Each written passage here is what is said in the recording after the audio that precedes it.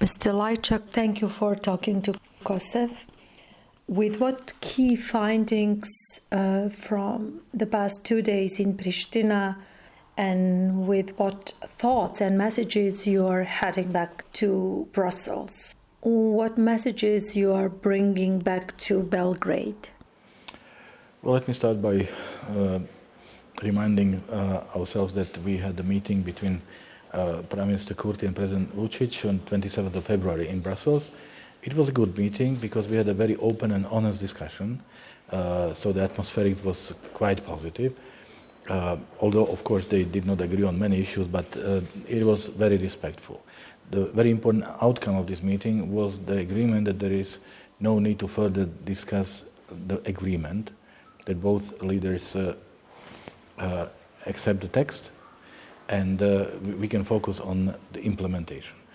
For this purpose, the European Union drafted a proposal, implementation annex, and I asked both leaders at the end of our meeting to prepare their comments to our proposal, because the text without the clarity on the implementation, on steps, on sequence, on timelines, of course it's more a political declaration and not a binding agreement. So the main purpose of my visit to Pristina yesterday and today was exactly to discuss with Prime Minister Kurti about the annex and to hear his input on our proposal.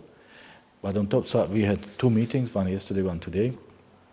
On top of it, since this is my visit number 11 since early September, when I presented the first draft of our agreement, but most of, or practically all these meetings were reduced to several hours only, and where I either had to deal with the crisis on the ground or with the normalization. Unfortunately, more crisis than normalization. Mm-hmm. So this time, I'm staying for 2 days, and I've used my stay to reach out to a wide network of interlocutors. I met with the president, I met with chief negotiators, I met with opposition political parties, I met with media, and I'm meeting with the international community which is present here. So I believe that we are at a very important moment in our effort, and it's important that they hear from me how we see the situation, and it's important for me to hear from them.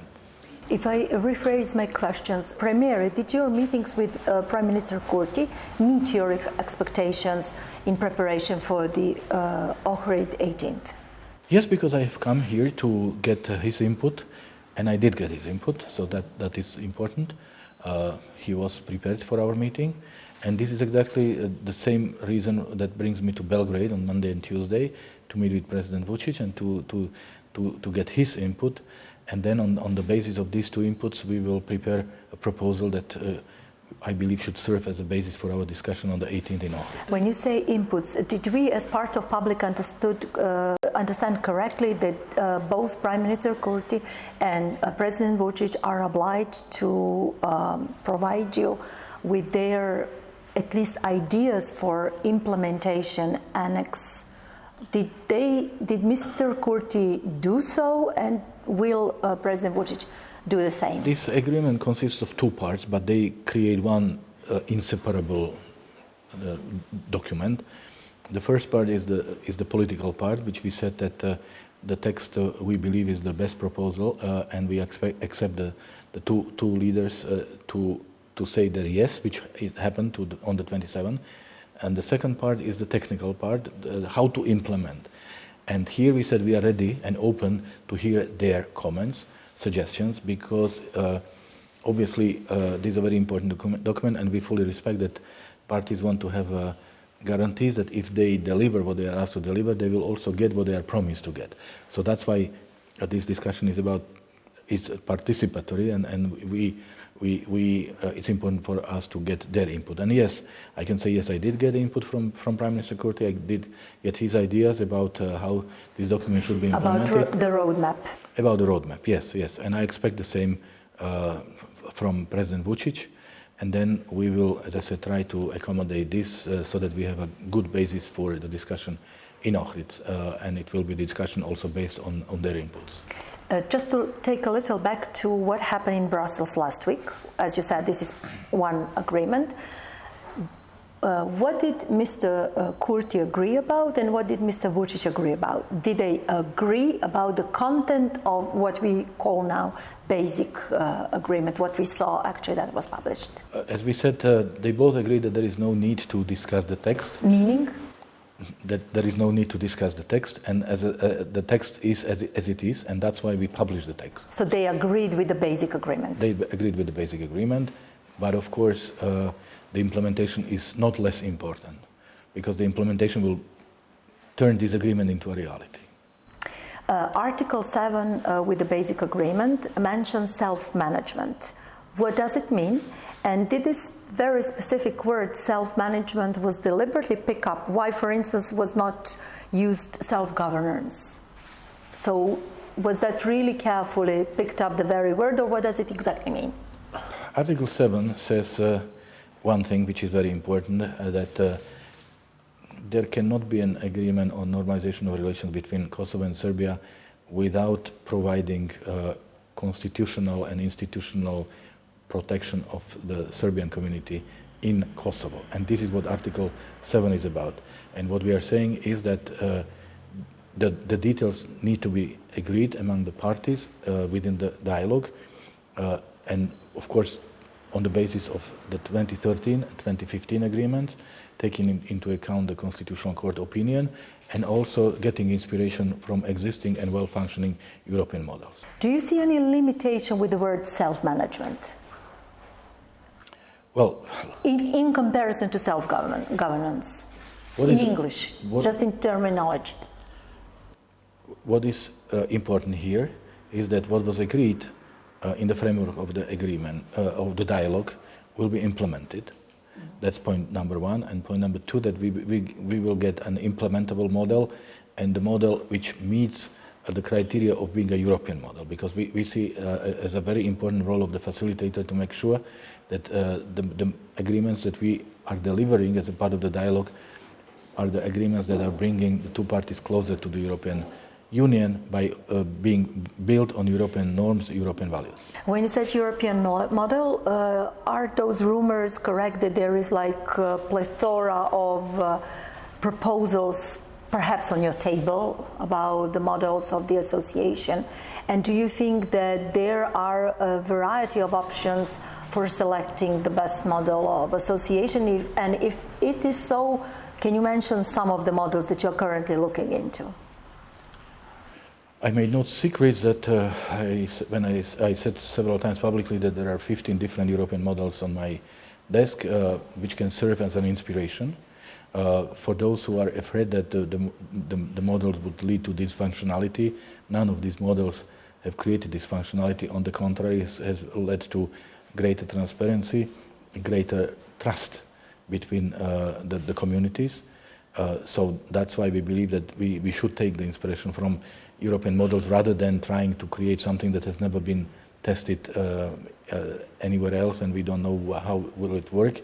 It also should give the guarantees that there is nothing to be afraid of, but on the contrary, it should really, the solution should improve the communication and cooperation among the Serb majority municipalities, improve the communication between the Serb community and the government in Pristina, and also set clear rules for the communication and cooperation between the Serbian community in Kosovo and the government of Serbia. When you are thinking of the association now with the dialogue, are we talking about the obligation that is part of the Brussels Agreement since 2013 and with technical agreement on 2015, or we are talking about a completely new creation, like a new structure or new idea? Oh, the commitments that were accepted in the agreements in 2013 and 2015 are here, and they of course must be respected. Pacta sunt servanda is one of the key principles, and also we always stress in our statements and in our documents that all past agreements must be implemented. Serbian Orthodox Church is specifically mentioned with the basic agreement. What does it mean? Is there any chance, or will it get extraterritorial status, as we may hear various rumors, or what specifically means when it is mentioned with the basic agreement? The particular model or particular solution needs to be discussed and agreed between the two parties, between Serbia and Kosovo. So I don't want to prejudge this discussion. We did not have this discussion yet, and therefore we expect the parties to come with their proposals. It's just important, and that's why it's part of the agreement that the cultural and religious heritage is protected, and of course the status of Orthodox Church is clearly defined here, so that there is a clarity and there is no fear about the future. Are there any current talks on the return of Kosovo Serbs with the institution that they left several months ago? If there are talks on that, are those talks part of the deal of this basic agreement, or at least the roadmap? And any news that you can share with us on the topic? Yes, the talks are ongoing. I'm raising this issue in all my meetings with my interlocutors here in Pristina, but will also do so, and am doing so also when I talk to President Vucic. What is he saying? What does he tell you? Our position is that Kosovo should enable and Serbia should encourage the return of Kosovo Serbs to Kosovo institutions. This will get us back in the framework of the agreement of 2013. This is in the interest of everyone. This is the win-win solution. And we are also addressing this issue as part of the dialogue about the agreement. So it was also mentioned in our meeting on 27th of February. But at this point, I believe that in the interest of finding the solution, it's better not to speak publicly about what was said. But I can assure you that this is on our agenda, and we are raising this issue, and we really believe that this is in everyone's interest. Will it be fixed as a separate deal package or part of the deal you're talking about, this inseparable document? It's not mentioned in the document, but when we say that everything that was agreed must also be implemented, this is part of the past agreement which is currently not being implemented. What about the expected elections for the 4 northern municipalities? Do you think they will be held on 23rd of April? Is there any possibility that they are postponed? And is there any specific talks or deal about that? Because we've seen that the deadline for applying for political subject has been extended from 18th as original date up until 22nd, which is just a day before the council meets. So do you expect any positive feedback from Belgrade and Kosovo Serbian side? Well, the date of the elections is the prerogative of the President of Kosovo, and I respect the constitutional role of the President on this issue. What is really important is that the elections will be held in an atmosphere when all the citizens can freely exercise their democratic right to elect, and the elections will also reflect the preferences of the citizens. So therefore we need also a political solution. In this context, the decision of the CEC to postpone the deadline for presenting lists is a constructive decision because it gives us more space and particularly allows for the meeting in Ohrid on the 18th not to be under the pressure, I would say, of this deadline, but hopefully will help us to create an atmosphere that will be conducive to finding a political solution. Did you receive any positive feedback, even the smallest one from the Serbian side, in order to extend, that the deadline has been extended, that they are at least considering a possibility? Because what we heard 2 days ago is that Srpska Lista said that they are not going to participate. Well, again, I'm in the middle of my meetings, and I am still before my trip to Belgrade. So therefore, it would be premature for me to give you any answer to this question. I just want to say that this is not a normal situation, and it's not in the interest of neither the Serbian community nor the Albanian majority here. And therefore, I believe we should all try to work together to restore the situation before November, when the Kosovo Serbs were part of the Kosovo institution. Mm-hmm. What are your expectations from the 18th of March in Ohrid? Is it a decisive meeting, or is just one in a row? Look, I don't like big words or heavy words. Of course, our expectation is to finalize this process, to agree on the annex or at least to make a significant progress. Our expectations, absolutely 100%, is that both parties will be committed to this and will act in good faith and constructively. This is very important, and this is not only our expectation, but this is an enormous expectation of the international community, of the European Union, of the United States, who are paying very, very high level of attention to this process and have made it very clear that they consider this process very important. And the key interlocutors, Prime Minister Kurti, President Vucic, are well aware of this fact. So I expect open, certainly not easy, but constructive discussion. After this, what you found here in Pristina, to which expectation you are closer to reach a deal on the roadmap in Ohrid, even if it's without signature, but at least to agree that there are no further discussions needs on the roadmap, or that you will make a significant progress, A or B? Well, I don't think we are asking ourselves this question. We say, yes, we are coming to Ohrid with the aim to finalize this process. And let's hope we will get there. This is very important. It's important that the parties engage in a good faith, as I said. And what I see as part of my task is, of course, to do everything for the good preparation of this meeting. And that's why getting the input from the Kosovo side and then getting the input from the Serbian side is very important for the preparation of the meeting in Ohrid. One more follow-up. In case there is no deal on the roadmap now on 18th of March, and there is a significant progress, as you say, on the other hand, what does it mean in terms of time duration? How many more meetings will be needed in order to say, well, okay, Mr. Kurti and Mr. Vucic agreed on the part B, so they agreed on the content of the roadmap?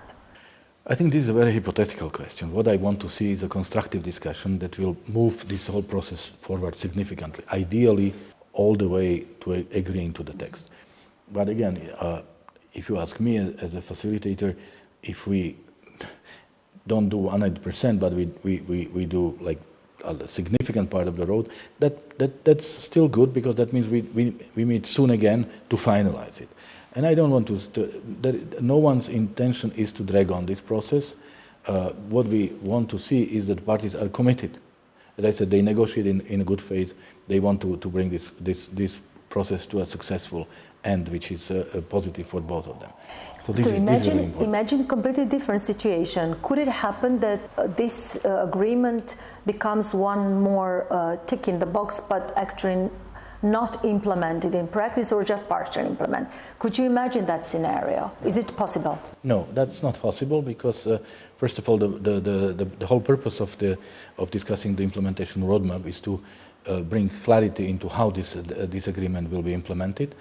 And second, as a part of the mechanism, there will be a committee, a joint committee chaired by the European Union, that will monitor and report about the implementation of this. So this is signing of this agreement is not end of the story, but it's also the beginning of the new phase, which is called implementation. Mr. Lajcak, I'm not going to ask you what side you find more difficult to negotiate with, because I don't expect to answer as a mediator. But if I ask you, what was specific difficulty for you in this post? You've been actually spending, I think, almost 3 years. What was specifically difficult for you as a mediator, and was there anything that came easily for you? I am fully aware of the fact that the issues I am asked to facilitate are the issues that go deep into the identity and to a certain extent the existence. It's very much the national issue, but also the issue of the future, of the European future. So these are very sensitive issues, and therefore, the second element I need to mention is that the level of trust between the parties is low, as a consequence of many reasons which we know. So it's really important to create in the dialogue the atmosphere which is constructive, focused on results. And of course, for every facilitator, the most important thing is to be trusted, to be seen as impartial, and to be seen as a constructive factor rather than part of the problem. So this is really important, because every move you make, every word you say is scrutinized from every possible angle, sometimes deliberately misinterpreted. So this is really important, that you have the trust of the parties. That's clearly the most important thing. For several times you mentioned trust. So let's switch a little bit to the situation in the north. I'm sure you're aware that there is almost complete lack of trust between, I would say, northern community and central institutions. And one of the key news and actually key element that contributed to deepening this miscommunication gap and lack of trust is for sure the establishment of the basis of the special police, done completely without communication to the local communities. So what do you think of them? How did they pop up there? Were they built with the consent and knowledge of international community, your knowledge? Unfortunately, I have to agree with you that the level of trust between the Kosovo Serb community and the government in Pristina is very low. We are trying to help increase this trust mutually. And what is really important, that everything that is happening is clearly embodied in the legal framework, has a very solid legal basis. That's one thing. And second, that is done in a participative and inclusive way. So my message to my counterparts here in Pristina always is that whenever they make decisions which affect the lives of Kosovo Serbs, it's important that they feel included, that they are consulted, they are informed, they are not caught by the surprise, and the same goes for the international community. But this process has already ongoing, so probably you heard about the expropriation land, that this again the same failure, that the decision was announced by the government without public hearings, for instance, with the community. So I can provide you with a list of arguments. You don't have to. I have the list, because we are monitoring the situation in a smallest details. And yes, we had the discussion, including during my visit this time, about the expropriation, about some other issues which involved the Kosovo Serb community, and which would have required a greater level of trust building and consultation. So my message again has been, make sure every step is based on the existing legislation, your laws are respected, and the affected population feels being part of this process, and not to be only exposed to the result of the process. That's really very important. What do you think of the position of Kosovo Serbs, both in the south and the north? Do you see any differences? Do you see specific difficulties?